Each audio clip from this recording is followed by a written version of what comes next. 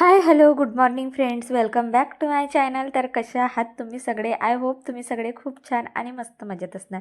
So व्हिडिओची सुरुवात नाही इथून, म्हणजे पनीरची भाजी करायची होती आज मला. सो हा कालचंच बनवलेला पनीर आहे, जे खूप छान बनला होता. कालचं तर पनीर बनवताची सिच्युएशन तुम्ही बघितलंच असेल, पण शेवटी ना पनीर खूप छान झाला होता. तुम्ही इथे बघू शकता, इतका मस्त झाला होता ना, म्हणजे छान त्याचा चक्का तयार झाला होता.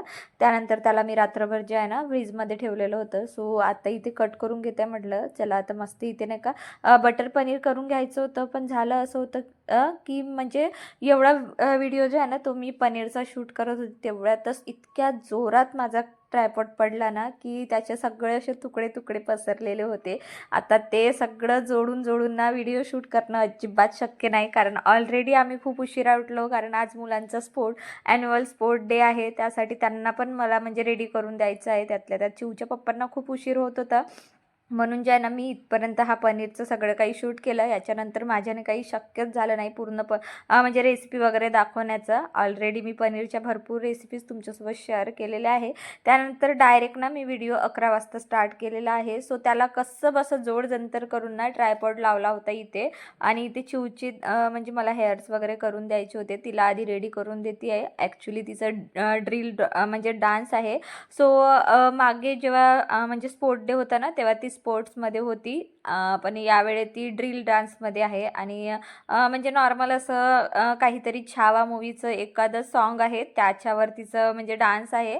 आता बघूया, मी पूर्ण ब्लॉग तुमच्यासोबत शेअर करणारच आहे. सो तिला नॉर्मल अशी टी शर्ट आणि म्हणजे स्पोर्ट ड्रेसच आहे. वेदांतला पण नॉर्मल असा स्पोर्ट ड्रेस दिलेला आहे, त्यानंतर हिला पण. सो आम्ही आता नाही का इथे तयारी करायला सुरुवात केलेली आहे. आणि माझ्या डोक्यात असं होतं की तिला 12पर्यंत रेडी करून आहे ना स्कूलला पोहोचवायचं होतं. सो इथे तिला रेडी करून दिली. सो हाय पोनी तिला घालायची होती. त्यातल्या त्यात माझ्याकडे व्हाईट बोना असा खूप मोठा नव्हता, तर मी काय केलं ना, जुगाड केला इथे. एका छोट्या बोनी तिला पोनी घालून दिली. त्यानंतर वरून एक असा म्हणजे घालून दिला, म्हणजे डान्समध्ये ना जो दुरून असं छान उमटून दिसेल असं. मी तिला आहे ना डब्बल बोनी तिला नाही का पोनी टाकून दिली. त्यानंतर छोटा मोठा तिला मेकअप करायचं होतं, कारण टीचरने तिला सांगितलं होतं की ड्रिल डान्स जरी झालं पण डान्स आहे, त्यामुळे मेकअप वगैरे करून या. सो तिचं असं सुरू होतं की मम्मा टीचरनी सांगितलं आहे तर तू मला मेकअप करूनच दे. सो मी तिला इथे मेकअप करायला सुरुवातच केलेली होती. त्यानंतर आय शॅडो वगैरे ना मी असं छान बोटाने लावून घेते, म्हणजे काय होते ना छान असं डोळ्यांना पसरून जाते आणि अगदी मस्त दिसत असते. सो तिला छान असं मेकअप करून दिला. आणि दोघंही तुम्ही बघू शकता अशा पद्धतीने म्हणजे छान रेडी झालेले आहे. इथे परत माझा ट्रायपॉड जो आहे ना तो त्याचे पूर्ण स्क्रू लूज झाले आहेत. आता मला माहिती नाही या ट्रायपॉड मी चांगल्यात चांगला व्हिडिओ शूट करू शकेन, म्हणून मग मी कॅमेरा काढून घेतला आणि हातानेच जे आहे ना थोडंसं शूट केलं. सो दोघंही माझे जे आहे ना अनमोल रत्न तयार झालेले आहे. इतके क्यूट दिसत आहेत ना की खूपच जास्त. वेदांतला तर फोटोमध्ये काही इंटरेस्ट नाही आहे. सो त्याला स्माईल द्यायची आहे की काय करायचं, काही त्याला लेणं देणं नाही आहे. सो छोटंसं व्हिडिओ वगैरे जे आहे ना ते काढून घेतलं. त्यानंतर ना मी खूप लवकर आली होती, म्हणजे मुलांसोबतच मी आली होती. आणि खूप लवकर येऊनसुद्धा मला ना म्हणजे सीट खूप जवळची काही मिळालीच नाही. म्हणजे माझ्याकडून ना म्हणजे जिथे डान्स असं ग्राउंडवरच डान्स होतं, तर तिथून ना खूप छोटे छोटे दिसत होते व्हिडिओज. त्यामुळे मी खूप काही असे डिटेल व्हिडिओ काही इथे शेअर करू शकत नाही, कारण त्यातही म्हणजे असं येते की सॉन्ग वगैरे डान्सचं टाकलं ना तर मग कॉपीराईट असं म्युझिक येऊ शकते, म्हणून मी इथे डान्स वगैरे काही तेवढं म्हणजे मला शेअर करता आलं नाही. सो छोटंसं मी चिऊचं जे आहे ना ते डान्स शेअर केलेलं आहे, तुम्ही बघून घ्या.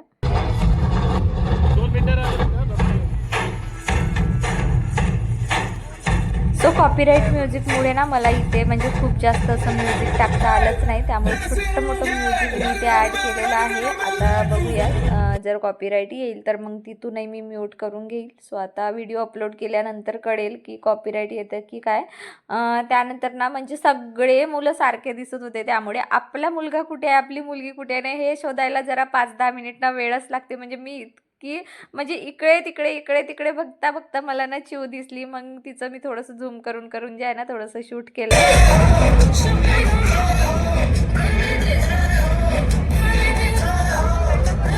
त्यानंतर ना अगदी शेवटसुद्धा चिवचा एक डान्स होता, म्हणजे स्टुडंट फॉर्मेशन त्यांना त्यामध्ये होती. ती छान असे कॅन्डल वगैरे घेऊन सगळे लाईट ऑफ करून ना त्यांनी खूप छान असं आय लव्ह म्हणजे त्यांच्या स्कूलचं नाव होतं, जे मी तुम्हाला आता इथे सांगत नाही. सो त्यांनी इतकं छान परफॉर्मन्स केलं होतं ना की खूपच सुंदर.